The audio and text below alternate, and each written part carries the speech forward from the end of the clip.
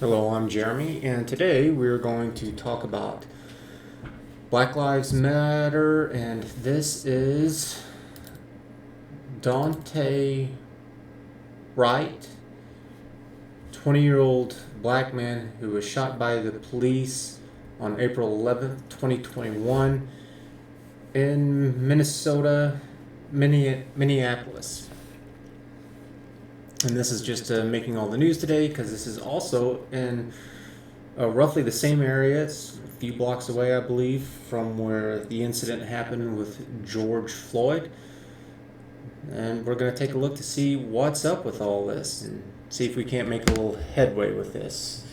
If you like what I'm doing and you're interested in getting better, more accurate information that's more based off of facts and evidence and less speculation, and you would like this to also transfer into other parts of your life, such as with products and goods, then give me a like, a thumbs up, so I can grow. Subscribe. I've got Patreon and Subscribe Star. So now let's go ahead and get into this. I saw this today with the video with Tim Pool. I really enjoyed this segment where he's just calling out a lot of this nonsense, and so we're going to talk about that video, and then we are going to talk about... I don't know about this one, but I will say real quickly that there was another one where there was these two officers, one was black, one was Latino, and they got pepper sprayed by these cops. And it's the same problem that we always see. There's a short little video footage showing it where it looks like the officers are absolutely horrible in this encounter, but it shows nothing before and nothing after. And after, we probably don't need to see much of it because there's no claims about anything that happened afterwards, but we should still see it anyways. But before, we don't see anything that led up to it. They got pulled over, and I think this was because of an air freshener too. I did have to look this up, and it is something that officers can actually... No. His is because he didn't have plates on his car, but he did have plates in his window. He had the temporary ones, and they were let go. And from the video, it looks like both these guys are being just fine. They're just asking what's going on, and it looks like from the video that these cops are just trash, that they went above and beyond, that you can say whatever, that they've got small little wings between their legs, and so they're overcompensating. And it was kind of funny to watch because this black guy gets out here and they try to take him down, and they can't budge the guy. It's because in the military you actually have to be physically fit, and fat man over here can't do a damn thing. It takes like 3 of them. So it's like, yeah. It's pretty pathetic because it's like, if you're this scared, the guy is in uniform. He's identifying himself as a lieutenant. Why would you be fearful of someone who's in the military, especially whenever you're an officer? It makes no sense. But again, I don't know what was going on beforehand, but it's the same thing. This is what happens in all of these situations. This much video footage out of this much. And they're just going to take the part that kind of goes after the most anger, rage bait part possible. So I'm surprised that this hasn't come into the mainstream light, but I guess part of it is because George Floyd is kind of the predominant thing right now, and that this also happened in Minneapolis here. So I do want to talk about definitions too. We're going to talk about prejudice. We're going to talk about Black Lives Matter. We're going to talk about the killing of George Floyd a little bit, and we're going to talk about Daunte Wright because I'm tired of going around in circles here. And so this is Daunte Wright, and he's just a young fella. He's 20 years old. This might be his son, or his kid. 1 year old, so I would say it would be, because if it's a birthday 1 year old, I would suspect that the parents would be the ones taking pictures with their kid like this. So, but I don't know for sure. I don't know if I'm gonna mess with this one anymore or not. And so I have created, and I wasn't sure which one to put this. I could create several. I could create one of these little spreadsheets or word pads for Black Lives Matter or for racism. There's quite a few options in it. I think Black Lives Matter will do because this is the one that kind of comes up the most. And so Black Lives Matter is absolutely 100% a racial organization. They are racist, and they're no different than the Klan. They have too many similarities that I would. That's exactly where I would put them. If you really care about making things better with the police, then you should say all lives matter, because cops do kill just as many Hispanics and Asians and whites, or more in the case of whites, but part of that is because there is a larger white population than there is black. But if you were really looking to make a difference, then you would want everybody possible on your side. And so you could say all lives matter, and you could say, yes, Black lives matter, but also white and Hispanic and Asian and everyone else. It would be, I would think, incredibly more effective in that regard. And so this is defined as a decentralized political and social movement protesting against incidents of police brutality and all racially motivated violence against black people. Why are you giving black people special treatment? That should never happen. This is a direct. This goes directly against Title VII of the Civil Rights Act. I thought I put that in. Oh, I put it. No, there it is. And so this is a fact. And that federal laws currently in place include Title VII of the Civil Rights Act of 1964, which makes it illegal to discriminate against someone on the basis of race, color, religion, national origin, or sex.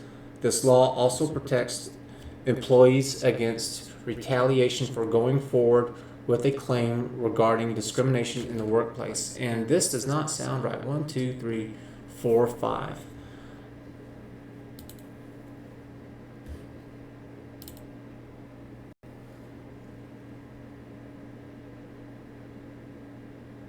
Okay.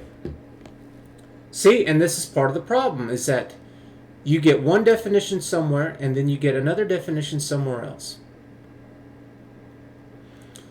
And so here on Wikipedia, it says, is a landmark civil rights and labor law in the United States that outlaws discrimination based on race, color, religion, sex, national origin, and later sexual orientation and gender identity, which those two make no sense.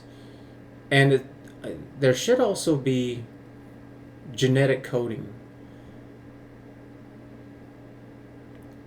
So we're going to stick with the original one because that's the one that makes sense that I have here. So with race, color, religion, national origin, or sex, all of these have one thing in common, and genetic coding, they all have one thing in common besides religion. Religion's kind of the oddball in this group. So I'm going to give you 5 seconds to figure out what is the one common denominator between these things. Okay, well, that's enough time. It's that these are all characteristics that you have no control over. You have no control over what your race is, what color your skin is. You have no control over your national origin, or in other words, where you were born in the world. You have no control over whether if you're a man or a woman. And genetic coding, that's the genetics that you get handed down to you by your parents. So for example, if your parents have heart problems or lung problems, respiratory problems, whatever, those are things outside of your control. So that's why religion is the oddball. You do have control over what religion that you choose, if any. And that's why this other things here with this other definition and the latter of sexual orientation and gender identity, you have complete control over that. Whenever you start moving into things that you have complete control over, then you're changing it completely. And that's where you get into all this gender binary stuff and the 32 genders and all this. So, for example, how many gender identities does New York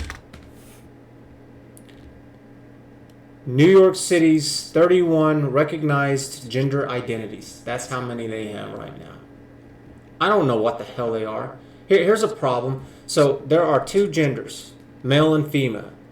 And if you want to have transition surgery where you want to do something with your chest or your genitals, or if you want to have some kind of shot for hormones or something like that, there's procedures for that. What about these other 30, give or take, other genders? What are the procedures for those? What hormones do you take? What surgeries do you undergo? There are none, because it's completely made up. And that's why it shouldn't be under the law, because you can just fill it in with whatever it is that you want. It's ridiculous. But for some reason it's there, and it's because, again, as I keep saying, politicians do not care about the truth. They care about getting votes. So then we also have the definition for prejudice here, and I'm not going to put this one down, but I am going to read it. Prejudice can be an effective feeling towards a person based on the perceived group membership. The word is often used to refer to social class, age, disability, religion, sex, race, ethnicity, language, nationality, complexion, beauty, height, occupation, wealth, education, criminality, sport team affiliation, music tastes, sexual partners, what kind of customs and traditions that you like or don't like. It's everything. And there's nothing wrong with having prejudice. There's a problem whenever you mix in prejudice with hatred. If you start acting on your prejudice in a hateful manner and you're attacking people, it's like, yeah, you're going too far there. That's absolutely wrong. But you should have some sexual prejudice against certain groups of people. So, for example, one of those would be like children. You should absolutely be 100% prejudiced against sexual relationships with children. It's like, yeah, absolutely. That doesn't mean that you go beating up children, any more than you should go and beat up somebody because of their race or their language or ethnicity or anything else. It's the same thing. Just because you have that prejudice there doesn't mean that there needs to be any hate associated with it as well. And so Black Lives Matter, yes, they are definitely 100% a racist organization, and that they are in violation of Title VII of the Civil Rights Act. Well, kind of in a way. I mean, it depends. This is what they're about. So they cannot discriminate against white people and hire only black people. And also I know that there are at least like 5 different Black Lives Matter organizations, and that the video that I saw was talking about how there's one in California that's relatively small, and they claim to be the first ones. And that they kind of do this, but kind of correctly, and not what the big group is known for, where they're like really ugly, nasty people. It's like, I don't care. I don't care at all. I care about what your values are and what your actions are. I could give a damn about the color of your skin. And so here's an example of this. Whenever my mother was dying from cancer, whenever I was looking for a cure and dealing with all of this, not for one damn second did I ever say that I'm not going to accept the help of a doctor or facility if they were black or gay or white or straight or man or woman or any of that. That didn't cross my mind for one damn second. I just wanted to save my mom's life. That's what I wanted. And great for whoever did it. And nobody was going to tell me, well, this person is who you need to go to because they're black or white or gay or straight or any of that. I wanted the most competent person that I could get my hands on. That's what I wanted. So yeah, you can take all this crap and it's garbage. I have no respect for them at all whatsoever. Now, if there's like an All Lives Matter and they're trying to do police reform and they're talking about all the problems with police, against everyone, I'm for that. Because it's also it's not all police. There are cops out there who are good, and there are some who are bad, because whenever you go to the academy, it's not like they're going to teach you all these great, wonderful morals and values to live by. No, they teach you on how to do the paperwork, how to handle a police radio and a weapon, taser, handcuffs, and so on and so forth. People also get confused with what it is that a police officer is and a lawyer is. So a police officer is going to deal with any kind of crimes or physical assault that's happening. Other than that, chances are it's going to be a civil matter. So if you're not breaking any crimes right there, if you're not physically assaulting somebody, there's nothing a cop can do. So that becomes a civil matter, and you can tell a cop that, no, this is out of your jurisdiction. If we're having a disagreement, that's fine. You're perfectly allowed to do that. And that if they need to get it resolved, then they go and take it before a judge. And that's where you get lawyers involved. And they went to law school to deal with the law. So it's two different things. They're closely associated with each other, but they are completely two different things, because the police academy and law school are nothing alike at all.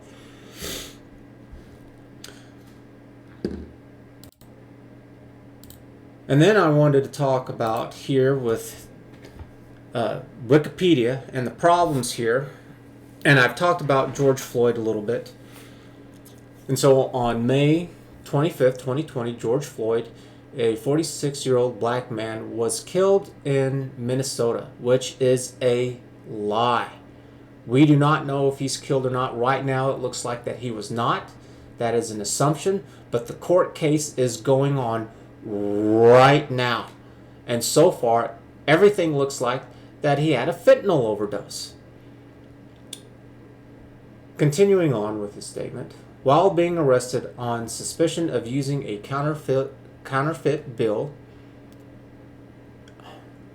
I think there's more to it than that too. I think that they were engaged in some kind of drug transactions that were going on as well, because part of the reason why he overdosed on fentanyl was because he downed it all, from my understanding.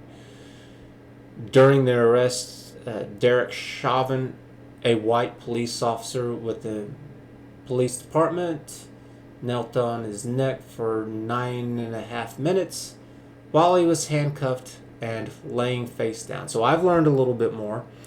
And apparently, Derek Chauvin is pretty small compared to George Floyd. That Derek Chauvin is like, I don't know, like 5'9", 5'10", or something like that. And George Floyd is like 6'4", and he's like 50 pounds bigger.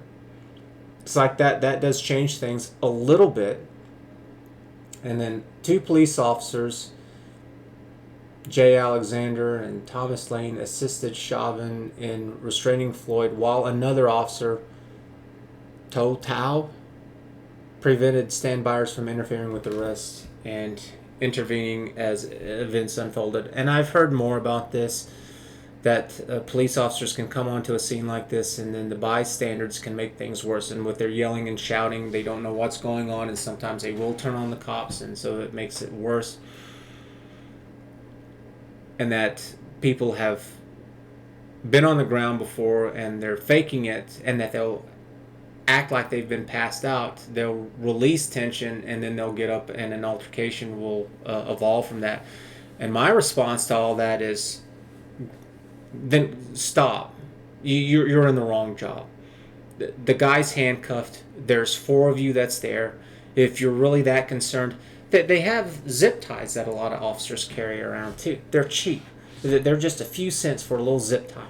And you can use several of them to put around his ankles to help with his mobility. But whenever his hands are cuffed behind his back, there's no way he's going to hit you in your face. And have you ever tried to run with your hands behind your back? It's hard. You cannot do it at full speed. You need your arms to swing, because that helps with your balance as you're running back and forth, because we do that even whenever we walk. You'll notice that whenever people are walking, their arms sway back and forth, and it's to do with your balance. And so with the 4 of them being there, I don't agree with it. I do not think right now, as it stands, that the officer is responsible for him dying from the fentanyl, because it looks like it was a fentanyl overdose. But still, I do not agree with him just sitting there on the, and I've seen the video again, and he lets up his knee off of his neck several times throughout the video. And it also looks like he's got a good majority of his weight on his other leg.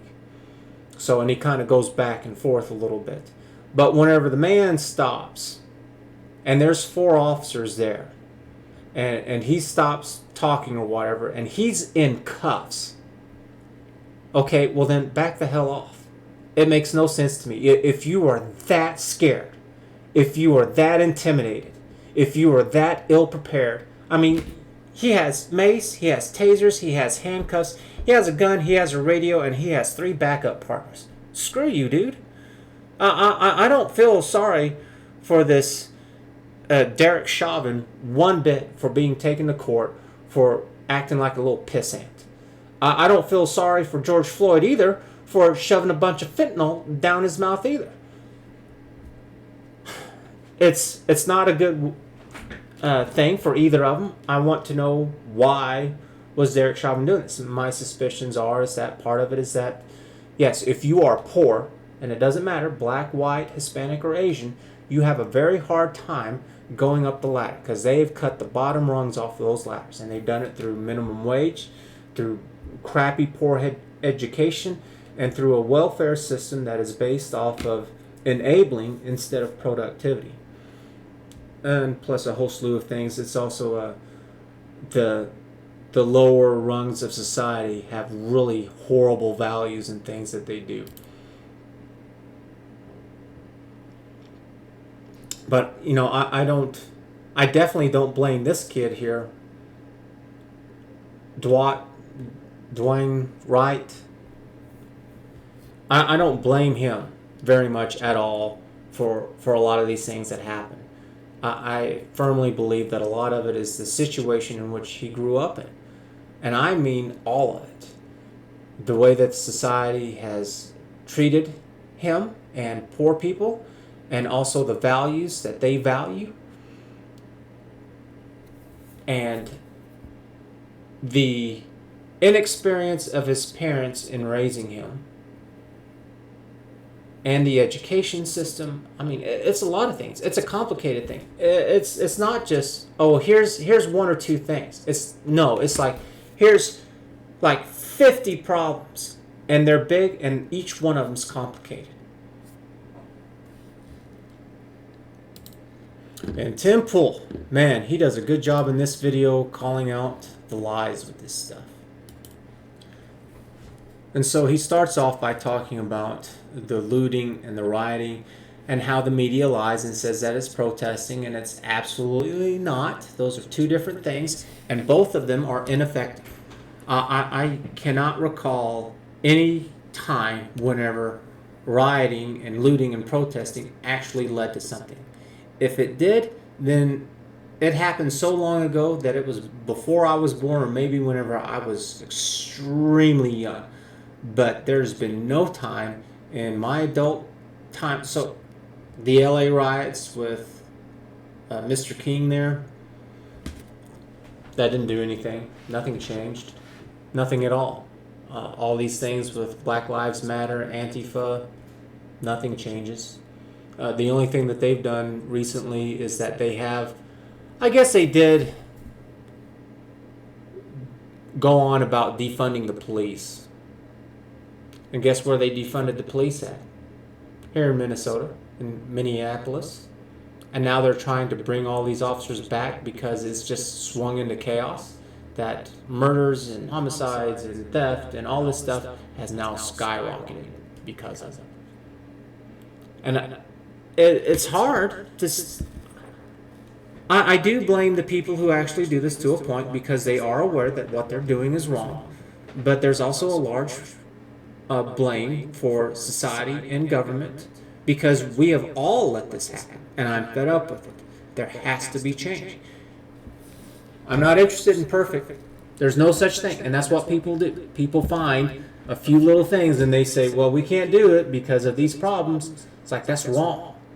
What you should be looking at, does it make things better? Not perfect, Yeah, everything's flawed. Congratulations, you have the IQ of a stupid little 5-year-old because you found out something that was wrong. Well, aren't you precious? Shut up. Does it make things better? And as we start making things better, hopefully it becomes a smaller and smaller problem, and then we can get down to very specific things. But there are some very big things that I think that we can do, such as reforming the school system and how we deal with education, such as with the voucher program or at least through charter school programs. This video of these people just twerking in a parking lot. Tim Pohl makes some really good points a little later in the video, where he talks about how, yeah, these people do not care about justice and doing what's right. They're out there looting, they're taking advantage of it. They know that they're going to be able to go out and break into these stores and steal all kinds of things, from purses and shoes, alcohol, kind of whatever it is that they can get their hands on. They're just burning businesses down too, which takes away from jobs in their area.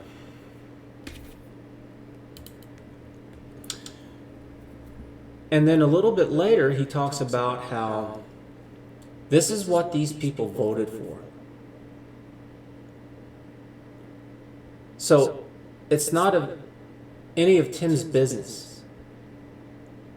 They had the opportunity to vote on all these things, on the politicians, the policies, all of it. And this is what got passed. This is what happened. So now they get to live with it.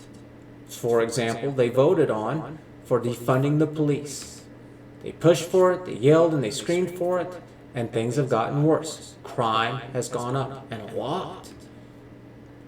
Who am I to say what they should or shouldn't do? I know I would be upset if the situation was reversed, that if here in my city that we all voted on something and then the rest of the nation is going to come on in and try to tell us what to do. Wrong. This is actually what should happen, is that all these different cities and all these states should be doing different things.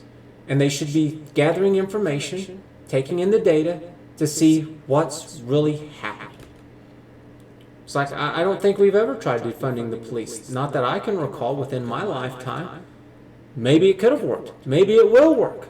I don't know. And if there's some place that wants to try it out to see what happens, more power to you.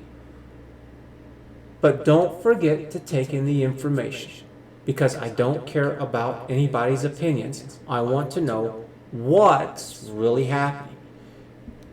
I don't think becoming a police state solves it either, because as long as they have this mindset and they're thinking whatever it is that they think that justifies this stuff. So for example, what was the young man's name again? Of Mr. Wright here, for some reason, he got it in his head that he has a warrant, he ran from police, and he thought that was all right. He drove off, and he might have hit someone or came close to it too while he was driving off. You know, if he just drove off, the cops should not have shot, and they should have gotten in their cars and blocked him off. If he started speeding off, it's like, yeah, they should have shot, because if he's speeding around the place and driving recklessly like that, then it's just going to be a matter of time until he hits someone or a vehicle or runs over a kid or something. Because kids, you know, the ball will go out in the middle of the street and they'll chase after it. And they'll get hit just with normal traffic. And then you have somebody who's just speeding around like a bat out of hell. It's like, well, yeah, that's even worse. But I don't blame this man. I blame his parents a hell of a lot more than I blame him. His parents should have done a better job of raising him than saying things like, no, you do not run from the police. You just have to suck it up and deal with it. And that you shouldn't do these things that led to him having a warrant. And that you have to go out and you actually have to do work. That if you don't want to be on the wrong side of the law, even though there are many things with the law that are wrong, you have to have a system in place. Because we all need to know what to do, so then that way we're not in this land of confusion all the time. And as an example that I've given before is that We can get in these big monstrous vehicles that's made of metal and glass, driving at high speeds, surrounded by complete strangers, and we don't have mass death and destruction because we all know what to do. We know what our turn signals mean. We know what the lanes, the signs, the lights, we know what all of this means. And so that's why we can be in these massively huge chunks of metal that are just powered beyond belief by complete strangers who we've never met before in our entire lives and be fine. So yes, we definitely want systems in place, but we want them to be fair. We want everyone to have equal opportunity, and we want everyone to be educated to know what those are so everybody knows what to do. And whenever somebody doesn't do that, then that's whenever we go on alert. So just like if you're driving and you see somebody who's just weaving back and forth in the lane some, the first thing that's going to pop into many people's heads is there's a drunk driver right there.